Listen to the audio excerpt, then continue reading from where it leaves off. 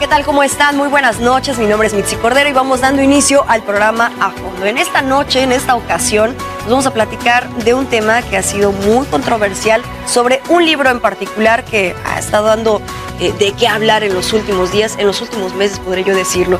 Por ello, presento a mis invitados de esta noche, que gracias por estar con nosotros, que además vienen desde muy lejos y están visitando Veracruz durante esta semana. Nicolás Márquez, escritor y abogado, así como Agustín Laje, escritor y politólogo. ¿Cómo están? Muy buenas noches. Muy bien, muy buenas noches. Ellos son los titulares, los creadores del libro negro de la nueva izquierda, Ideología de Género o Subversión Cultural. Y pues en primera instancia yo les diría, este libro fue creado para provocar, fue creado para generar controversia, fue creado para qué, ¿por qué el título? ¿Quién me contesta? Es un libro que tiene varias funciones.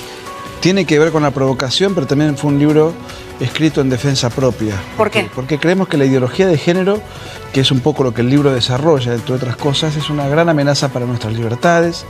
Y no había un solo libro que dijese algo al respecto, salvo cantar loas, salvo libros apologéticos o libros para seguir alimentando la ideología de género. Con Agustín, hace 2 años, un poco más, nos considerábamos que esto era un trabajo que había que hacer, que era un libro que hacía falta, un libro que no había ningún contraste. De toda la bibliografía que hemos consultado, y hemos consultado bibliografía, vaya si lo hemos hecho, hay 120 libros citados allí, es a favor de la ideología de género, y nosotros creo que era una necesidad nuestra. Y evidentemente no solo una necesidad nuestra, sino una necesidad de muchísima gente, porque el libro salió al mercado y desde nuestra modesta posición de escritores independientes, el libro se convirtió en un bestseller internacional hace 1 año y medio que lidera el ranking de Amazon, sin propaganda, sin un aparato de marketing. O sea que no solamente era una necesidad nuestra, sino que evidentemente es un libro que está representando una enorme mayoría silenciosa. ¿Por qué? ¿Qué es lo que está representando? O si nos pudieran dar un panorama general, porque entiendo que en algo que yo vi hace unos días precisamente de ustedes en una conferencia que ofrecieron, el libro pudo haber sido de muchas más páginas, pero se redujo a esto porque además era algo que no se iba a leer con tantas páginas. ¿Por qué? ¿Porque estaban citando a tantas personas? No, lo que pasa es que, si vos te fijás, el título del libro no refiere directamente a la ideología de género. El título del libro es El libro negro de la nueva izquierda y sin embargo pasó a la fama de alguna manera, al conocimiento público, como el libro que se mete contra la ideología de género. Pero originalmente nuestra intención era hacer un libro que abarcara todas las máscaras de lo que nosotros llamamos la nueva izquierda. Nosotros consideramos que la izquierda no se murió con la caída del muro de Berlín en el 89, con la posterior implosión de la Unión Soviética. La izquierda se reconvirtió, tiene una nueva máscara, un nuevo discurso, nuevas palabritas, nuevos sujetos de su revolución. Esos sujetos de su revolución, que antes eran las clases obreras y que hoy toman otros aspectos, nosotros pensábamos abarcarlos todos dentro de este libro. Y obviamente no era solamente entonces la ideología de género, era la ideología de género, el indigenismo, el ecologismo radical, el garanto-abolicionismo, el derecho humanismo, el multiculturalismo. Son, digamos, partes de las nuevas expresiones de la izquierda de nuestros siglos, a través de las cuales ella misma pudo sortear su crisis histórica a fines del siglo pasado.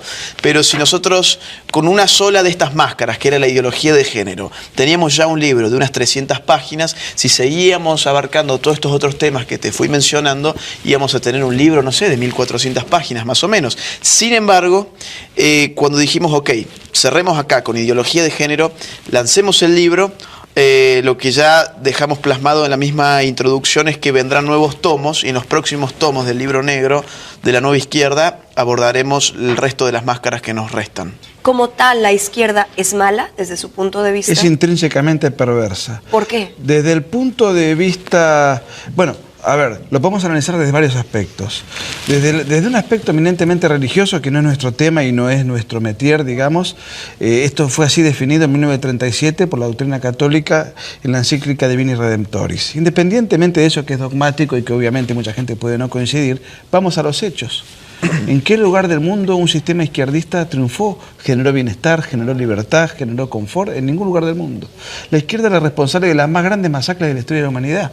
Es cierto que hubo grandes genocidios como el nacionalsocialismo, al cual se le atribuyen 6 millones de muertes. La izquierda mató 100 millones de muertes en el siglo XX. ¿Qué quiere decir esto? No hay un sistema conocido que haya desparramado mayores cantidades de sangre. ¿A costa de qué? Porque uno puede decir, bueno, matamos a una enorme cantidad de gente, pero hoy tenemos un paraíso construido, hemos ampliado derechos, hemos conquistado... O sea, no, se mató inmisericordiamente millones de personas para generar luego, para fracasar, para tener que ellos mismos tirar sus muros, para generar hambrunas masivas, retroceso, aplastamiento de las libertades. La izquierda violentó la naturaleza humana, es un enemigo de la naturaleza humana. Y por eso dicen que las máscaras, ¿no? Claro, o sea, son nuevas máscaras porque en un momento dado del siglo XX y sobre todo en el primer mundo, lo que empiezan a ver los intelectuales de las izquierdas en Estados Unidos, en Francia, Alemania, Gran Bretaña, etc., es que los obreros se empiezan a alejar de los sectores izquierdistas. ¿Por qué razón? Bueno, ubiquémonos en la época, una época en la cual durante 15 años seguidos los países de la OCDE crecen al 5% anual en términos de su PBI, países donde las clases obreras tienen la posibilidad de ascender social y económicamente y que al mismo tiempo miraban hacia el oriente, hacia los países comunistas y veían que las clases obreras estaban viviendo cada vez peor. Entonces, en ese marco, ¿cómo movilizar a las clases obreras? ¿Cómo seguirlas embaucando con el conflicto de la lucha de clases, rebelarse contra los patrones, contra el sistema de mercado, etcétera, etcétera? Ese es el límite histórico que tiene en el primer mundo lo que es la vieja izquierda. Y ahí mismo, cuando se dan cuenta que la grieta de clases estaba cada vez achicándose más, se necesitan crear nuevas grietas. Porque acá se aplica algo que en la política se llama divide y reinarás. La izquierda no puede aflorar en una sociedad donde las fracturas sociales no existan. Sin fractura social lo que hay es armonía social. Y la izquierda es un paradigma de choque político, de conflicto político. En un marco de paz social, la izquierda no tiene nada que hacer. Entonces, si estamos en un marco de paz social, lo que se propone como política de nueva izquierda es generar nuevas fracturas. Y en términos de ideología de género, esto se traduce como lucha de hombres contra mujeres, luchas de homosexuales contra heterosexuales, y bueno, lo que estamos viviendo hoy generalmente en derredor del tema del género, que ya está visto que no solamente todos sus teóricos son personeros de la izquierda, son tipos que vienen de las izquierdas, sino que los grupos militantes que aparecen en todas las marchas del género, las marchas feministas, LGTB, son también propios de los partidos de izquierda, ¿no? Lo que es claro es que hay un hartazgo por parte de la población por cuestiones de corrupción, por cuestiones, y de esto mismo se jalan las personas de izquierda en esta lucha social o en este afán de regresar a la gente lo que es suyo. Pero, ¿Qué se jalan, perdón? ¿Se jalan? La atención de la gente, una lucha social. Se sacan ventaja política. ¿Podría decirse así? ¿Lo decís de alguna manera por el impulso político que tiene en México López Obrador? Es correcto. Bueno, la verdad que tendrían que ver los mexicanos de cara a las elecciones cómo han resultado los sistemas políticos amigos de López Obrador, que supongo que él es alguien muy ligado al chavismo, a todo el latinoamericanismo bolivariano. Bueno, los resultados de todos esos sistemas, ¿cómo están? Tiene la ventaja México que a la hora de elegir ya tiene el resultado de cuáles son las ideas, a dónde nos llevan las ideas del señor López Obrador. Los sistemas de izquierda además se abren mucho más a la corrupción que cualquier otro tipo de sistema. ¿Por qué razón? Porque las izquierdas plantean un Estado cada vez más grande. Un Estado cada vez más grande es un Estado cada vez más difícil de controlar. Es por eso que hay incluso una correlación entre los índices de libertad económica, por ejemplo, de la Heritage Foundation, en el mundo, que se cruzan con los índices de la corrupción mundial, y uno encuentra que allí donde más estatismo hay, donde menos libertad de mercado hay, es decir, donde más izquierdismo hay, es donde más corrupción hay. Estos son datos empíricos. Cuando vos dependés cada vez más de la burocracia, de las regulaciones, de toda una infraestructura, ahí aflora la coima, el nepotismo, el cohecho, los sobreprecios, el mercado negro. Es decir, por eso esos sistemas no solamente son ineficientes, sino que son absolutamente corruptos. Pero insisto, esto no es una especulación teórica. cómo han terminado los modelos a los cuales este sujeto, López Obrador, no tengo nada contra él, no lo conozco, pero sé a quién representa y qué día representa. Muy bien, esas ideas se llevaron adelante en América Latina durante los últimos 20 años, en muchos países. ¿Dónde terminaron? En Argentina están todos los dirigentes, los cabecillas del kirchnerismo, todos los días, uno preso por corrupción, y Argentina quedó devastada, atrasada. Brasil, Lula da Silva, fundador del Foro de San Paulo, ícono de la izquierda latinoamericana, preso por delincuente. Se tuvieron que destituir por las mismas causas y por el desastre a su heredera, Dilma Rousseff. ¿Qué pasa con Maduro? Vamos a analizar Bolivia. Michelle Bachelet se cae sola, un escándalo de corrupción. Sus hijos robando dinero estatal. Es decir, bueno, ¿para qué? Yo digo, no quiero, yo no soy quien para decirle a los mexicanos quién tienen que votar, no conozco la realidad mexicana, sí conozco lo que representa este señor y su partido. Muy bien, los resultados están a la vista. Acá se ha generado una falsa idea, que es que la izquierda no roba. Yo no sé dónde han sacado eso, cuando el líder izquierdista más importante de todo el siglo XX de América Latina, que fue Fidel Castro, figuró en la revista Forbes entre los 7 personajes más ricos del mundo. ¿De dónde sacó? ¿Cuáles son los ingresos, o cuáles fueron los ingresos de Fidel Castro? ¿Cuál fue su oficio o su profesión, además de ser dictador de una isla? Ninguno más. Ninguno más. Entonces, ¿qué hacía en la revista Forbes entre los 10 personajes más ricos del mundo? En un país donde supuestamente no hay clases sociales, y él forma parte de ese país. Pero hay un dato que hay que agregar para mí. Independientemente de la corrupción izquierdista que está a la vista, aunque un dirigente de izquierda no sea corrupto y gobierne conforme a los paradigmas de la izquierda, ese sistema va a fracasar, porque más allá de la moral del gobernante, hay un problema sistémico. El estatismo, el igualitarismo no funciona, no crea riquezas. O sea, la igualdad de clases no genera riquezas, no genera bienestar. Es una injusticia la igualdad de clases. Que si vos y yo ganamos lo mismo, puede parecer justo, pero habría que ver si es justo. Si vos trabajás con competencia profesional, sos honesta, sos creativa, tenés iniciativa, te tomás tu trabajo en serio, y yo, en cambio, soy lo opuesto, soy de una irregularidad y una informalidad manifiesta, ¿por qué razón tendremos que ganar lo mismo? La desigualdad no es buena o mala, es un dato de la realidad. En los sistemas de libertad hay desigualdades legítimas. En cambio, y eso no, digamos, es un dato natural. Ahora, en los sistemas igualitarios, ahí hay una injusticia intrínseca. Porque no somos todos iguales, todos somos diferentes. Si yo gano lo mismo jugando al fútbol que Messi, hay una injusticia, porque yo no juego al fútbol como Messi. Sí, por supuesto. Bueno, vamos al primer corte. No lo sabemos, habría que verlo, pero bueno, son argentinos y generalmente lo dicen así. Vamos a un corte, vamos a un primer corte. Está usted en el programa A Fondo platicando con Nicolás Márquez y Agustín Laje del Libro Negro de la Nueva Izquierda. Ya regresamos. Qué gusto que continúe con nosotros aquí en el programa A Fondo, platicando esta noche sobre el Libro Negro de la Nueva Izquierda, ideología de género o subversión cultural, platicando con sus autores, Nicolás Márquez y Agustín Laje, que han estado en muchísimos programas ya, que han estado presentándose en muchas conferencias, han brindado muchas entrevistas, han tocado también muchas sensibilidades respecto a su libro, y comentábamos fuera del aire, realmente no es como tal el tema ideología de género. Como tal, el tema es descubrir las máscaras de la nueva izquierda. Sin embargo, bueno, pues ha tocado, pues ya decía yo, muchas sensibilidades, y eso es precisamente parte también del éxito del libro, porque han volteado a ver el libro y han dicho, bueno, ¿qué es lo que tienen estas hojas que ha causado tanto revuelo? No solamente en México, porque ¿hace cuánto están en México? Una semana. Hace una semana en México, sino en diferentes países de Latinoamérica, sobre todo, y en otros países de otras partes del mundo.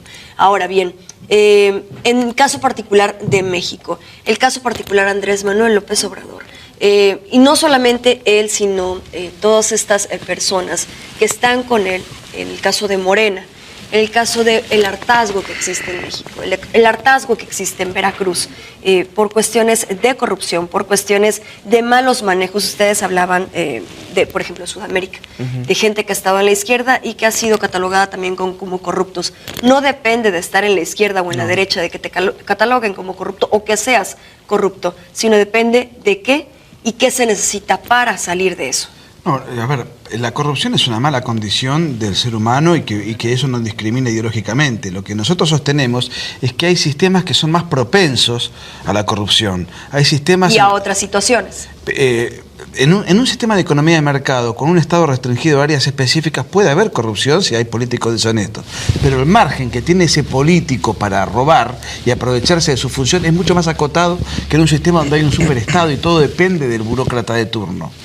Dice un viejo refrán que se recita mucho en Argentina, que la ocasión hace al ladrón. Y la realidad es que en un sistema socialista la ocasión de pecado está a la orden del día, porque todo depende de una superestructura que se va corrompiendo sucesivamente dentro de un sistema de burocracia donde hay que constantemente estar pidiendo permisos y regulaciones, y todo eso hay que financiarlo con impuestos confiscatorios. Empresas públicas. Digamos, todo está en un marco de una corrupción que se termina descomponiendo. El sistema se termina descomponiendo por sí mismo. Lo que pasa acá es que la izquierda tiene un discurso muy potente, siempre lo ha tenido. Es decir, para que no afecte tu imagen el hecho de haber aniquilado la vida de 100 millones de personas en menos de un siglo, es porque realmente tu marketing es espectacular. Y eso es lo que ha tenido la izquierda. No ha sido nunca juzgada por lo que ha hecho, ha sido juzgada por sus propósitos. Ha sido juzgada por sus propósitos que aparte son utópicos.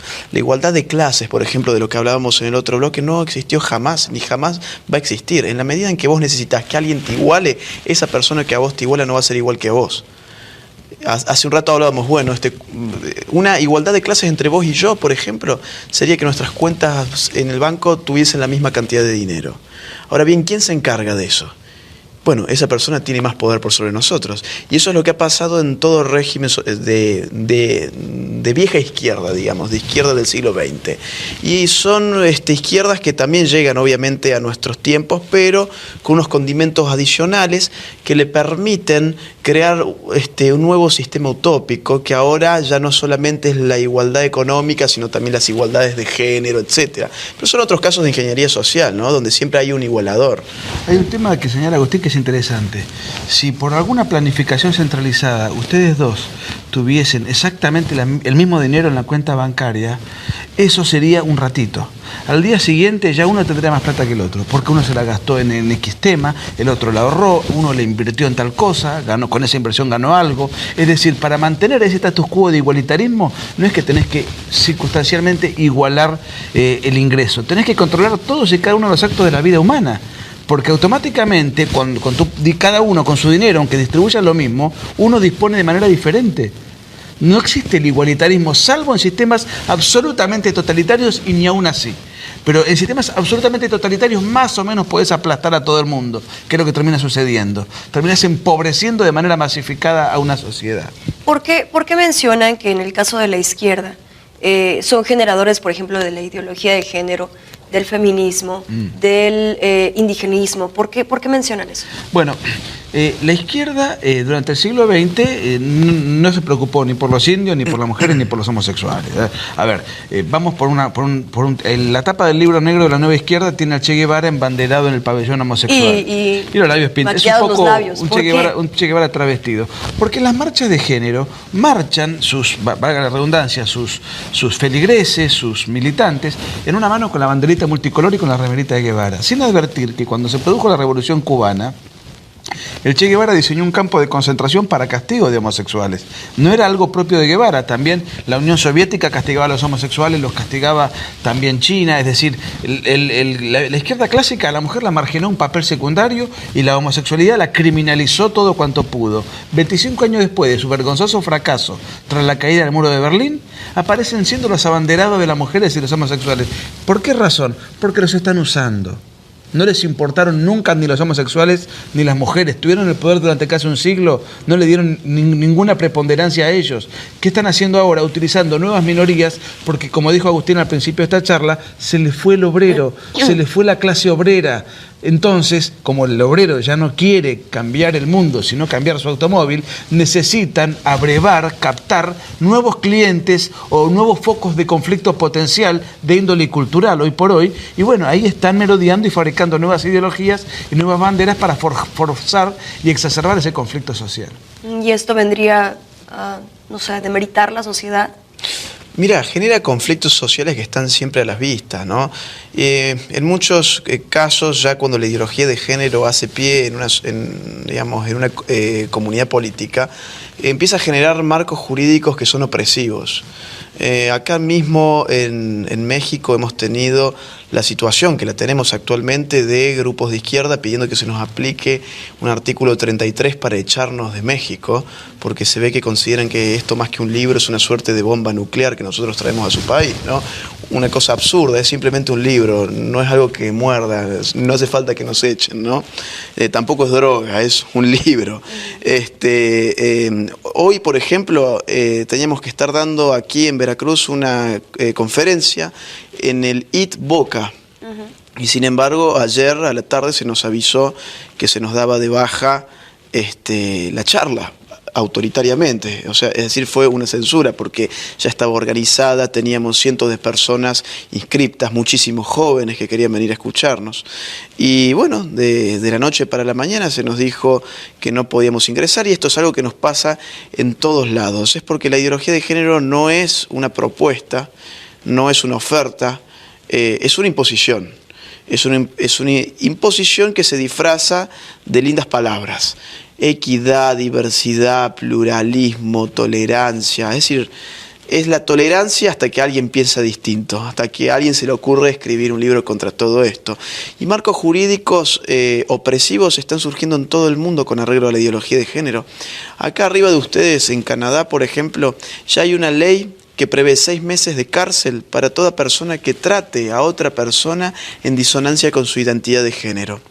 Por ejemplo, si vos te autopercibís como un hombre y vos me asegurás que sos un hombre y yo te trato de ella en vez de él, bueno, vos ya podés ir a la justicia y meterme a mí 6 meses preso. En la cárcel. En España, los profesores que no quieren adoctrinar a sus alumnos con ideología de género, que aparte es anticientífica, si después querés podemos hablar de eso, que no quieren adoctrinar a los alumnos con ideología de género, ya no solamente pueden perder su trabajo, sino que también se les prevé 6 meses de cárcel. Hay otros absurdos, como por ejemplo, en el País Vasco se prohibió el fútbol como deporte en los colegios, porque dicen que territorializa con criterios de género el espacio recreativo, entonces quieren igualdad de género, y bueno, para eso tienen que recortar el fútbol. En Suecia, el partido de izquierda en este momento está pidiendo una ley que obligue a los hombres a orinar de sentados. Se ve que quieren llevar la equidad de género hasta el retrete. Y en Gran Bretaña, por ejemplo, los médicos ya tienen prohibido, conforme a un manual de lenguaje médico impulsado por la Asociación de Médicos Británicos, decir la palabra mamá, papá, hombre y mujer, porque dicen que puede ofender a alguien. Los servidores públicos, los burócratas de Gran Bretaña, tienen a su vez prohibido desde hace una semana decir las palabras he, she o mister. Es decir, él, ella o señor, porque también, bueno, se ve que alguien se puede sentir ofendido si alguien trata a la gente en estos términos. Eso se ha salido de control. Se ha salido de control porque, vos fíjate, hay una distopía que fue muy bien retratada por George Orwell, este gran pensador, en un libro titulado 1984, donde nos plantea un mundo tan totalitario, una distopía, ¿no? Tan totalitario que los gobernantes incluso querían controlar la manera en que la población hablaba. Bueno, un poco de esto estamos teniendo ahora con la ideología de género. Lo que nosotros estamos haciendo aquí, se dice, es un discurso de odio que en muchos países ya está criminalizado. En verdad yo no sé hoy bien qué se entiende por discurso de odio. Lo que me da la sensación es que discurso de odio se está llamando a cualquier posición en contra de la agenda de género. Es lo que en los países comunistas del siglo pasado se llamaba delito contrarrevolucionario. Es lo que se ha dicho, ¿no? Incluso del mismo libro, de lo que han manifestado, discurso de odio, homofobia. Con un agravante interesante. Primeramente, la opinión debería ser infinita. Es decir, uno tiene la libertad de expresarse y luego... Si yo no opino igual que tú, no significa que... Claro, digamos, vos después tenés la libertad o no de leer el libro, de retrucarlo, etcétera, es tu problema. Pero la opinión tendría que ser infinita. Pero lo curioso del caso es que todos los que nos han acusado a través de diferentes medios de comunicación de la homofobia por empezar no existe. Es un invento político, jurídico, no existe la fobia, la enfermedad, porque como concepto clínico, porque la fobia es una enfermedad psiquiátrica, la fotofobia, la aracnofobia, la homofobia no existe. Es un invento político, un insulto de carácter peyorativo para patologizar toda manifestación de pensamiento disidente a la agenda de género. Pero te quiero comentar esto. Todos los que nos han insultado, los que nos han censurado, los que han pedido nuestra expulsión de México, por ejemplo, aplicando el artículo 33 desde el estado de Chihuahua, o desde la ciudad de Chihuahua, no sé cómo se dice, el estado de Chihuahua, ya están impulsando echarnos de México. Hoy censuraron la conferencia en la universidad que mencionó Agustín. ¿Les dieron alguna razón en particular? Ninguna. Hay una plumífera que escribe, no me acuerdo el nombre. Natalia González. Natalia González o Alonso, no me acuerdo. González, bueno, hace 15 días que viene atacándonos con estos argumentos absurdos y poco originales, digamos, y todos estos ataques que hemos percibido fueron llevados adelante por energúmenos que no han leído el libro. ¿Cómo vas a atacar un libro, censurar un libro, pedir la expulsión de 2 escritores porque escribieron un libro que no leíste? Y aunque lo hubieses leído, nosotros los invitamos a debatir. A todos los invitamos a debatir. Invitaron a debatir incluso a la rectora de la Universidad Veracruzana, y no vino. A políticos, a esta chica González. No viene. Pero además de eso, insisto, están atacando un libro que ninguno de todos estos ha leído.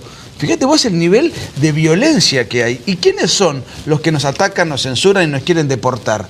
Los militantes de la diversidad y la tolerancia. ¿O se dicen así? ¿No militan ellos por la tolerancia, la diversidad, etcétera, etcétera? ¿No es ese el catecismo del género?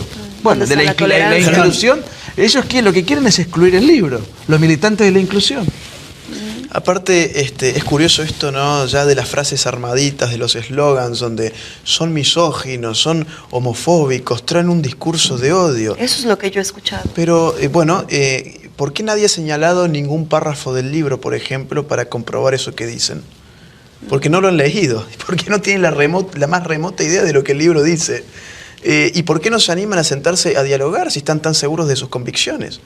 Así como nosotros traemos un libro, nos encanta el diálogo, pueden ver por internet un montón de videos donde debatimos con personas que no piensan como nosotros. Y sin embargo, aquí en México, bueno, no hemos tenido suerte y las invitaciones han sido muchas. Incluso esta periodista que hemos leído algunas de sus columnas son muy divertidas realmente. De muy bajo nivel. Sí, la verdad pero son divertidas. Muy bajo nivel, porque yo si quisiera hacer una crítica de un libro, lo primero que haría sería tratar de citar algunas cuestiones. Miren, acá esta tesis está mal por lo siguiente, este dato está mal puesto, esta fuente es inexistente, por ejemplo. Es decir, eso es una crítica a un libro. Por eso hablan de que es en defensa propia el libro, sí. Porque se habla mucho de ideología de género, o hay mucha gente que habla de tal, y la defensa de... Sin embargo, no hay quien lo contradiga. Exacto. Este libro lo hace, pero Agustín señaló, y me remito al tema de la defensa propia, el recorte de la libertad de expresión, que la estamos padeciendo acá, como acabamos de comentarlo recién. Es un ejemplo. Es normal en México. No, pero no, es normal en la ideología de género. Es normal, pasa en todos lados. Nos pasó en todos lados. Es normal cada vez que uno trata de cuestionar el asunto relacionado con la ideología de género. Ahora, no solamente se trata de la libertad de expresión, de la libertad de la objeción de conciencia, de un montón de asuntos que están siendo limitados, sino que además, y de los condicionamientos que se nos ponen al habla, sino que además recorta las libertades económicas. Nosotros tenemos que financiar, a través de las nuevas leyes de género, tenemos que financiar un montón de cosas absurdas. Por ejemplo, si una persona tiene un trastorno mental y se autopercibe de una manera que no es, por ejemplo, si yo me autopercibiese como mujer, entonces yo tengo que clamar al Estado, que el Estado me financie mi amputación de genitales y mi tratamiento hormonal. Bueno, yo tengo toda la libertad de disfrazarme, pero entonces tengo que financiar yo mi propio disfraz, no exigirle a la comunidad que con los impuestos, con el fruto de los trabajos de los demás, del trabajo de los demás, me financien a mí mis fantasías y mis disfraces y mis carnavales. Tengo la libertad de disfrazarme como yo quiera, pero no puedo exigir que el Estado, y el Estado de hecho lo está haciendo, está financiando los tratamientos hormonales. Y hay algo que es peor. En muchos países, y viene muy fuerte la agenda, el Estado financia el genocidio infantil, que es el aborto, de las mujeres que quieren abortar libre y gratuito. Libre se refiere a la libertad de matar al chico, y gratuito es un eufemismo, nada es gratis. Es gratis para la mujer que quiere matar a su hijo, pero no es gratuito porque hay todo eso, conlleva todo un costo que lo financia el Estado. ¿Con qué dinero? Con el dinero de los contribuyentes. Qué bueno que menciona eso, porque justamente aquí en Veracruz está haciendo un tema muy controversial. De la primera alerta de género, de la segunda alerta de género, que precisamente tiene que ver con eso. con frenar el embarazo hasta ciertas semanas por una cuestión de salud de la mujer, de un derecho y un acceso a la mujer. ¿Qué opinan al respecto de eso? Lo primero que se me viene a la mente es que es curioso entender el embarazo como una enfermedad. Es decir, ¿por qué poner al tema del hecho de tener un hijo como una enfermedad para catalogarlo como un problema de salud? No lo están poniendo como enfermedad, sino que es un acceso a la salud de la mujer. Dile, pero ¿qué tiene que ver la salud con el embarazo? Porque pues tiene que ver con que una mujer, si fue violentada, si no quiere tener un bebé, si por ejemplo el bebé viene en malas condiciones, puede acceder al aborto. Eso pasaba en Esparta, un niño que nacía con una deformidad lo arrojaban de la ventana.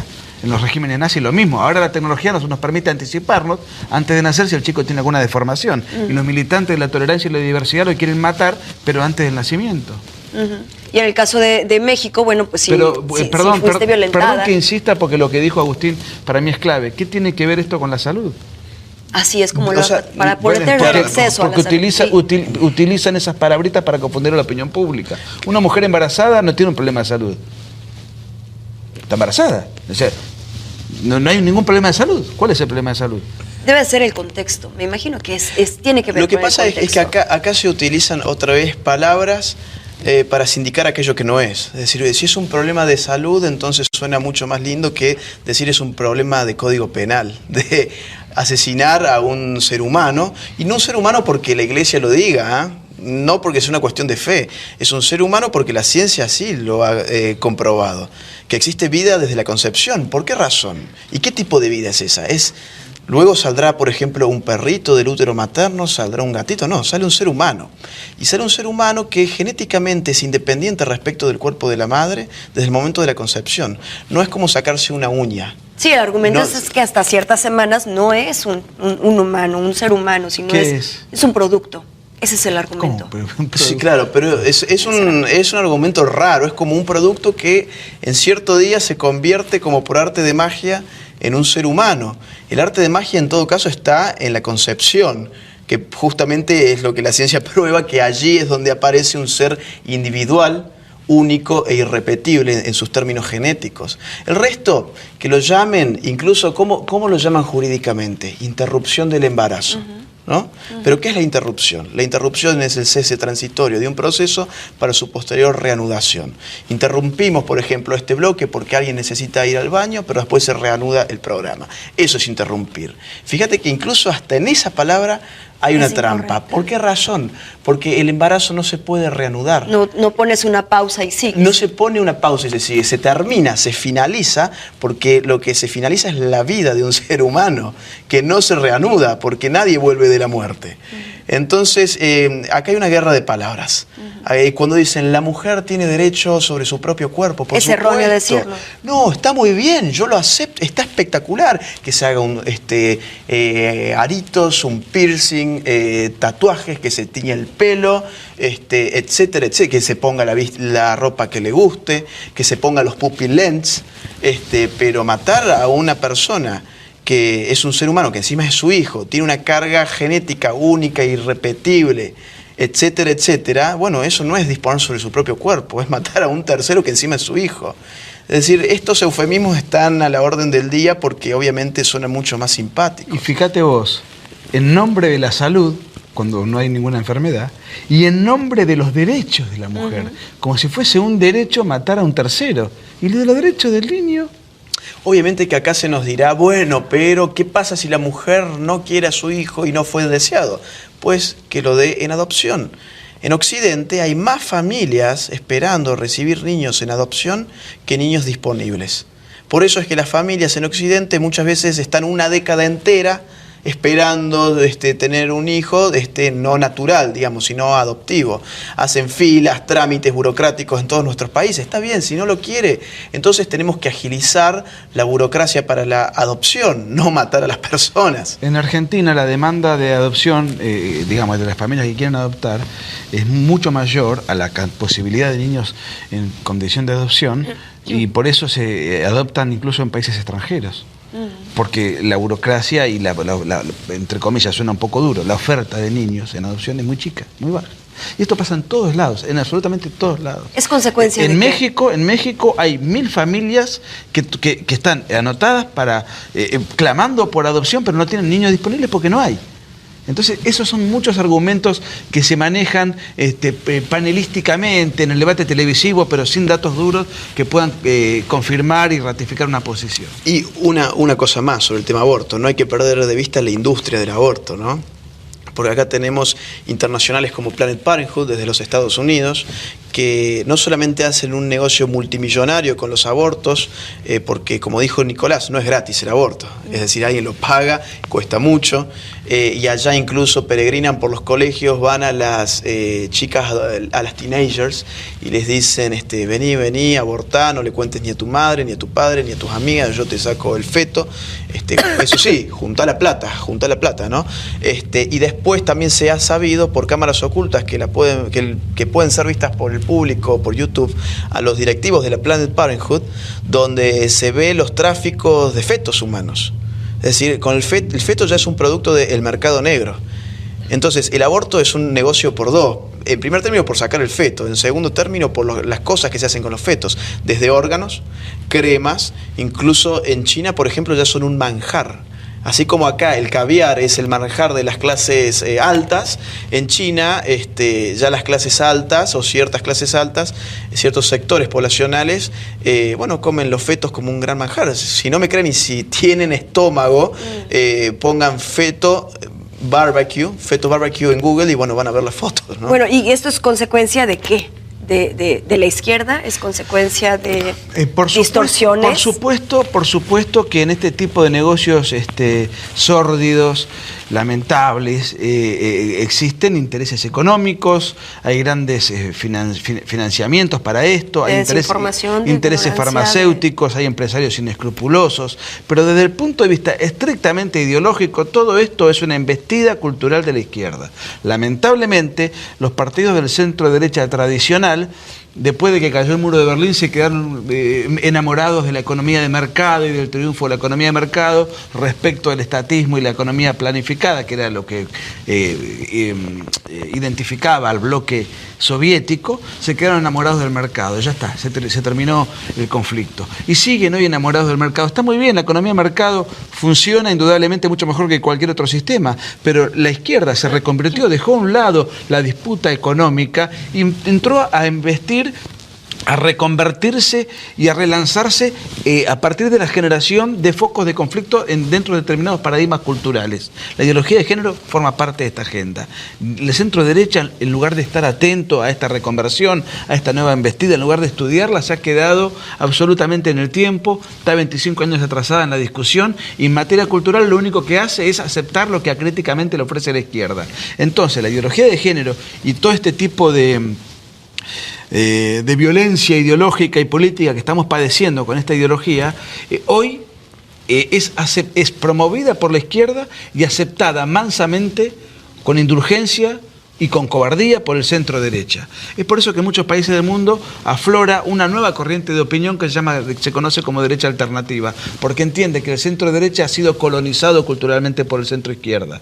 Por eso hoy ya la ideología de género excede el aspecto partidocrático. Muchas veces es muy habitual que en las conferencias nos digan, bueno, ustedes hablan de la izquierda, pero esto lo aplica Peña Nieto, o lo aplica Macri en Argentina, o lo aplica Santos en Colombia y no son de izquierda. Es cierto, la centro derecha, desafortunadamente, ha quedado culturalmente suspendida en el tiempo y ha quedado fatalmente colonizada por la izquierda cultural. Y ahí además todo lo que dijo Agustín, se mezcla lo ideológico, lo político y los intereses económicos de los especuladores que de manera inescrupulosa siempre están al acecho de cualquier tipo de negocios. Puede hacer este o puede hacer otro. Muy interesante lo que acaban de plantear. Vamos a un corte, regresamos con más de... Ya estamos de regreso con más del programa A Fondo. Gracias por continuar con nosotros, un poco más de la mitad de este programa. Estamos platicando con los escritores del libro negro de la nueva izquierda, ideología de género o subversión cultural, con Nicolás Márquez y Agustín Laje, que bueno, esta misma semana continuarán aquí en México, pero estarán en Monterrey. Díganme una cosa, ¿qué opinan acerca de los matrimonios igualitarios? El matrimonio homosexual, ¿no? Correcto. Correcto. A como se le ha llamado No, matrimonios en Argentina igualitarios. también, en Argentina también. ¿Es correcto llamarlo así? Se le llama así jurídicamente. El matrimonio homosexual conceptualmente no existe. Así, porque el matrimonio es la unión matrimonial es la unión de la cual, por las cualidades inherentes, está la potencialidad de la maternidad. De ahí viene la palabra, matriz. La matriz es el útero materno. Es la unión de la cual está la potencialidad de la maternidad. Del llamado matrimonio homosexual, conceptualmente eso es imposible, obviamente, por las características del vínculo. De manera tal que desde el punto de vista... O sea, primer punto, no existe matrimonio homosexual. Puede ser que alguna legislación cree la ficción jurídica o política de que eso sí existe. Ahora, yo pregunto, más allá de la ficción jurídica y del error terminológico, del disfraz terminológico, ¿para qué quieren dos homosexuales casarse? Esa es la pregunta para mí clave. ¿Para formar una familia? Pero, perdón, ¿qué legislación les impide a dos hombres del mismo sexo irse a vivir juntos? ¿Cuál? En México está prohibido. Entonces, ¿para qué quieren casarse? ¿Para que sea legal? Pero, ¿tener acceso a los derechos legales? Por ejemplo, ¿a qué derechos? Pensión, seguro social, seguro médico. Pero mire, vamos por partes. El seguro social, la pensión, etcétera, etcétera, esos son atributos que el Estado otorga al matrimonio, porque del matrimonio deriva la prole. El matrimonio de verdad, el matrimonio heterosexual, es una institución de orden público. ¿Por qué de orden público? Porque al tener la potencialidad de la prole, es decir, de las nuevas generaciones, que son niños que no tienen que están a merced de la buena o mala voluntad de los padres que tenga, el Estado subsidiariamente crea toda una articulación de derechos y obligaciones, la pensión, el seguro social, las obligaciones alimenticias y afectivas entre los esposos, entre los padres y los hijos, pero es porque es una institución de orden público. Las relaciones de amistad, por ejemplo, no son de orden público. De una relación de amistad no deriva ningún derecho. De la misma manera, de una relación de tipo homosexual tampoco es de orden público y no debería derivar ningún derecho. Supongamos que Agustín y yo, como trabajamos juntos, ninguno de los dos somos homosexuales, y vivimos juntos para economizar, porque tenemos una actividad intelectual. O sea, él no tenía derecho a la pensión porque no tenemos relaciones sexuales. Es ridículo eso. Es una institución de orden público el matrimonio, la familia es una cosa, el resto de los vínculos con todo derecho son otra cosa. Uno puede vincularse con otros de manera transitoria, de manera permanente, pero si una institución no es de orden público, son actos libres que no tienen que tener ningún tipo de consecuencia jurídica distinta. La unión homosexual pretende un rango matrimonial porque pretende exigirle al Estado derechos que la naturaleza del vínculo le niega. Y esto sería incorrecto. Mire, el Estado, ¿a usted le parece mal, por ejemplo, que si un ciego le reclama al Estado un carnet de conducir, el Estado se lo niegue? ¿Ser un Estado ciegofóbico, un Estado discriminador? No. La naturaleza de ese sujeto merece toda su dignidad, pero no se le puede otorgar un carnet de conducir. Y eso no es un acto de irresponsabilidad estatal. Haría bien el Estado no otorgarlo. Hoy en la mañana estaban precisamente hablando sobre la homosexualidad y hacían alusión a que es una enfermedad. No, a ver, no somos médicos nosotros, no somos psiquiatras, no somos psicólogos, no podemos afirmar alegremente que la homosexualidad sea una enfermedad. Nosotros lo que decimos siempre es que respetamos la libertad de la intimidad. Es decir, un homosexual que quiere formar su proyecto de vida, afortunadamente en Occidente lo puede hacer. Donde no lo pudo hacer fue en los países comunistas, con cuyos partidos hoy marchan en las marchas LGTB. Donde no lo pueden hacer y de hecho son tirados por las montañas y ahorcados públicamente es en Medio Oriente. Yo no veo nunca ninguna marcha LGTB ir contra la embajada de Irán. Pero el tema de la enfermedad, el dato desde la politología, que es en todo caso nuestro ámbito, es el siguiente. Fue descatalogada como enfermedad por la OMS, si mal no recuerdo, por la OMS, no por un paper científico, no por un estudio científico concreto, sino porque se votó. Es decir, hubo una votación y de la votación derivó que una mayoría circunstancial dijo que no era más una enfermedad. Y es un criterio medio raro para el de la ciencia, es decir, ¿desde cuándo la ciencia se rige por la política? Sí. A ver, yo no podría aseverar acá es una enfermedad o no es una enfermedad, pues no soy médico y tampoco escribí un libro sobre medicina. Pero lo que sí puedo remarcar acá es que los criterios políticos no debieran ser usados para resolver asuntos propios de la ciencia, ¿no? Hay un dato que no es menor. Es cierto, exacto lo que dice Agustín. El alegre consenso democrático, además, no fue tan alegre ni tan consensuado. Aquella famosa votación fue presionada por lobbies muy violentos que irrumpieron en una votación histórica donde circunstancialmente se determinó que no lo era. Pero más allá de eso, hay un problema. Si un médico dice que es una enfermedad, a ese médico corre riesgo de que se le quite la matrícula, de ser sancionado, de que se le quite su licencia, no sé cómo se le llama acá, de ser expulsado del hospital, de ser expulsado de su cátedra universitaria. Y de hecho, hay muchos médicos que hacen terapia para curar la homosexualidad, porque ellos tienen la tesis y la teoría, y hay organizaciones de médicos que dicen que es una enfermedad, pero precisamente por tener esta tesis científica, a ver si es cierta o no, no lo sé, porque no es nuestro tema, sin embargo son judicializados y criminalizados. Crimen de odio, cuando en realidad lo que está tratando de hacer el médico, según su paradigma científico, es ayudar a quien cree que está enfermo. Y en todo caso, el paciente se somete voluntariamente al tratamiento con el médico. Nosotros no sabemos si es una enfermedad o no, sí sabemos que está prohibido sostener esta tesis. O sea, esto nos lleva a una conclusión bastante paradójica, que es que en el marco de la libertad de los géneros, de un mundo que está viviendo una lista que se ensancha todos los días en términos de la cantidad de géneros que se ofrecen al mercado, ya me parece que han superado los 120, 150 géneros, uno tiene la libertad de escoger cualquier género de esa lista menos la heterosexualidad. Porque prohibir, por ejemplo, este tipo de médicos que ofrecen curas para la homosexualidad, etcétera, que yo no sé si son efectivos, no lo he estudiado, no es mi tema, lo que sí sé es que están prohibidos en muchos países, lo cual me lleva a la conclusión que también está prohibido para un homosexual querer revertir eso, ¿no? O sea, podemos seleccionar entre 120 y tantos de géneros menos ser heterosexuales. Nosotros nos hemos reunido con médicos en América Latina que trabajan de manera clandestina con pacientes homosexuales. Trabajan de manera clandestina porque si ellos publicitan su actividad científica, van a la cárcel o pierden la matrícula o la licencia médica. Fíjate vos lo curioso. Con pacientes que voluntariamente desean hacerse tratar. Quiero decir una cosa más. Independientemente de que la homosexualidad sea o no una enfermedad, que insistimos, no es nuestro tema, ni tenemos opinión formada, porque por otra parte una opinión está prohibida. Independientemente de eso, hay algo que sí nos llama la atención y está en el libro explicitado en un capítulo que se llama la autodestrucción homosexual. Las personas homosexuales viven en promedio 25 años menos que una persona heterosexual. ¿Por qué?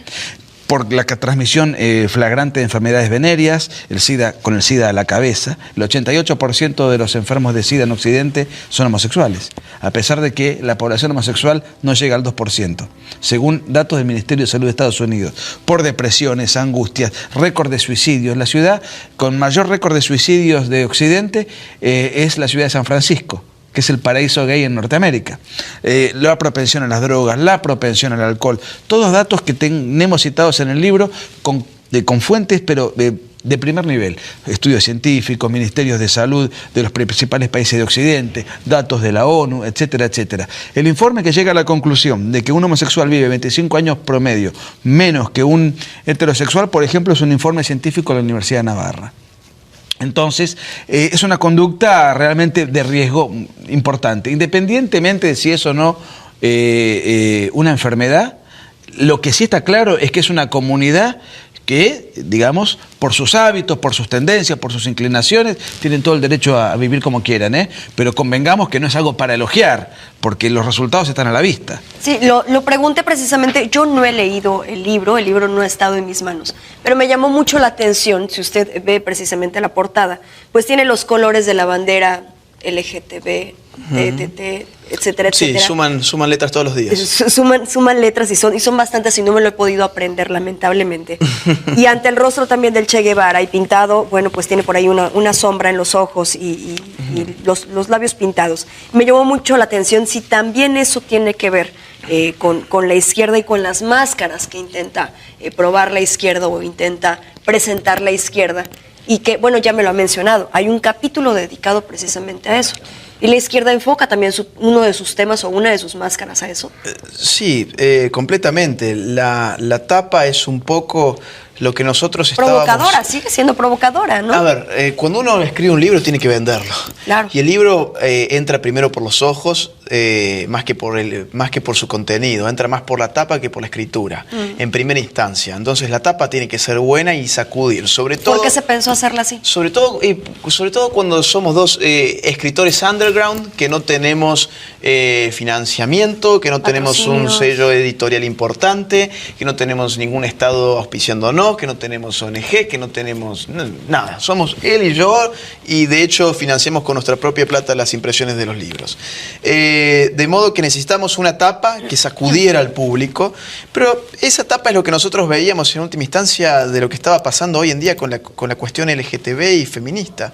Veíamos las fotos de las principales marchas en Occidente, del feminismo, de los grupos LGTB, y en todas esas fotos siempre se veía alguien con la remerita del Che Guevara, se veía por ahí alguna hoz y un martillo. Lo que mencionaban hace un momento. Y entonces lo que nosotros pensábamos era, mira estos tipos los ridículos que son, ¿no? Porque están marchando con la figurita, con la carita de una persona que creó un campo de concentración para castigo de homosexuales. Era casi tan ridículo como ver, por ejemplo, una marcha en favor del Estado de Israel con una remerita con la cruz esvástica o con la carita de Hitler. Entonces, frente a eso fue que dijimos, este nivel de ridiculez tiene que ser plasmado en la tapa de un libro que es serio en su contenido, pero tiene esta suerte de tapa tipo cómic, ¿no? Parece como un cómic. Pero en realidad la tapa, el diseño de la tapa, no lo pusimos nosotros, lo puso el lobby en sus marchas. Esos son los colores y esos son los símbolos que se ven ostensiblemente y se exhiben en las peregrinaciones de esta gente. Nosotros lo que hicimos en un cuadrito de 10 centímetros fue de alguna manera simbolizar la estética que se visualiza en estas marchas. Y creemos que la meta fue cumplida, porque sacudió, molestó. Nosotros no estamos escribiendo libros de autoayuda, esto no es una ficción. Nosotros escribimos libros de política con el objetivo de concientizar a la gente, y pensamos que es mucha la gente que piensa como nosotros, solamente que no tiene el poder de las cátedras, no tiene el poder de los medios de comunicación, no tiene el poder de un sillón político. Es mucha gente de a pie que coincide con nosotros, pero que necesitaba una publicación así.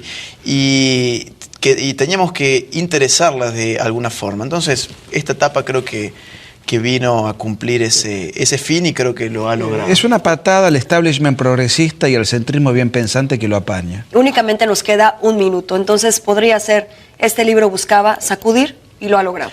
Buscaba sacudir, buscaba ofender también, ¿por qué no? Ofender a todos aquellos que están utilizando cuestiones sexuales para hacer política, ofender a aquellos que están sacando tajadas de grietas inventadas en nuestra sociedad, ofender a aquellos que nos quieren dirigir el lenguaje, nos quieren dirigir la forma de pensar, nos quieren dirigir dónde podemos dar y dónde no podemos dar una charla, una conferencia. La verdad es que buscamos ofender a toda esa gente porque nos ha ofendido durante años a nosotros. Sí, y además ofenden la inteligencia. Y del libro, bueno, aprovechamos este espacio que nos das para que podamos invitar a tus numerosos espectadores, televidentes, a que lo consulten, que se interesen en esto. Si es además de Amazon, ¿dónde más lo puedo encontrar? Está en muchos países editados. En México todavía se vende en nuestras presentaciones, pero no está formalmente editado. No circulan las librerías en el libro físico en México, pero sí, obviamente se consigue por Amazon sin ningún inconveniente. Bien, pues le agradecemos mucho a ambos, a Nicolás Márquez, escritor y abogado, y Agustín Laje, quien es escritor y politólogo, ambos autores del libro negro de la nueva izquierda, Ideología de Género o Subversión Cultural. Gracias por haber estado con nosotros. Muy amable. Gracias por todo. Y bueno, pues hay que leer.